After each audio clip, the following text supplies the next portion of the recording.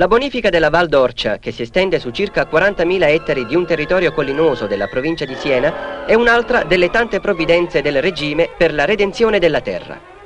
Con opere imponenti si costruiscono strade per centinaia di chilometri, si imbrigliano torrenti e si consolidano pendici per rendere possibile il rimboschimento delle zone più povere e il riscatto a culture agrarie di estese zone collinose, dove avranno sede e sviluppo oltre 300 nuovi poderi.